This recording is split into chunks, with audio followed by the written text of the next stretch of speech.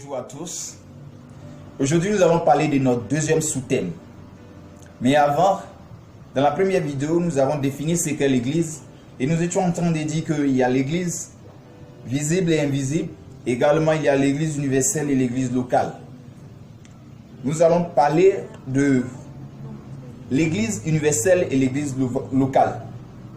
C'est quoi l'Église universelle? L'Église universelle, c'est l'assemblée de toutes personnes qui ont cru en Jésus-Christ ou de toutes personnes qui croient en Jésus-Christ. Et quand nous prenons la Bible, l'exemple de la conversation entre Pierre et Jésus, dans Matthieu 16, le verset 18, Jésus-Christ était en train de dire, tu es Pierre, et sur cette pierre je bâtirai mon église. Et lorsque Jésus-Christ est en train de parler de cette église, c'est l'église universelle, c'est-à-dire toutes ces personnes qui ont cru en lui, Jésus-Christ. L'église locale, c'est l'assemblée de toutes personnes physiques qui se réunissent dans une localité. Et lorsqu'on parle de cette localité, ce n'est pas seulement une localité, mais plusieurs localités, plusieurs communautés. Nous pouvons prendre l'exemple de l'apôtre Paul, qui, lorsqu'il partait dans des villages, dans des villes, des nations, pour parler de Jésus-Christ, il arrivait des fois où il trouvait des églises déjà implantées. Il arrivait des fois également que lui-même il implantait des églises. Mais tous avaient en commun un seul objectif, qui est de mettre Jésus-Christ en avant. Et donc vous devez savoir que lorsqu'on parle de l'église locale, il peut y avoir des vrais et des fausses. Je ne suis pas le mieux placé pour dire que cette communauté, c'est une église qui est basée sur Jésus-Christ. Cette communauté est fausse. Je ne suis pas le mieux placé. Mais ce que je voudrais qu'on sache, c'est que l'église que Jésus-Christ voudrait que nous soyons dedans, l'église que Jésus-Christ voudrait que nous créions, c'est l'idée que Jésus-Christ a émise depuis son arrivée sur terre, qu'est de parler de lui, qu'est de prêcher l'évangile. Et donc, lorsque nous nous retrouvons dans des communautés et qu'on parle de Jésus-Christ, on enseigne la parole de Dieu. Tout ce que nous faisons, nous mettons la Bible au devant. C'est de cette communauté-là que Jésus-Christ voudrait. Il y a ces personnes qu'on appelle les adeptes des dénominations. Ce sont ces personnes qui mettent en avant leur dénomination. Ce sont ces personnes qui mettent en avant leur église et leur groupe.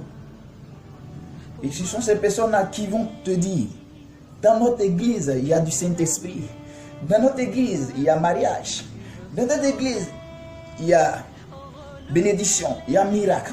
Quand tu viens charger, tu retournes déchargé. Il y a le Saint-Esprit. C'est la seule église. Toujours ils seront en train de faire l'apologie de leur église. Mais pas l'apologie de Jésus-Christ. Pas parler de Jésus-Christ. Et donc, c'est à nous de faire la distinction entre l'église vraie et l'église fausse. Entre la communauté vraie et la communauté fausse. Lorsque nous sommes dans une communauté, nous demandons à Jésus-Christ, demandons au Saint-Esprit de nous donner le discernement. Est-ce que ce qu'ils sont en train de faire dans cette communauté, est-ce que ce qu'ils sont en train de faire, c'est en conformité avec la parole de Dieu? Si c'est en conformité avec la parole de Dieu, si c'est en conformité avec ce que Jésus-Christ a dit, Dieu merci. Et soyons à l'aise dans ces communautés.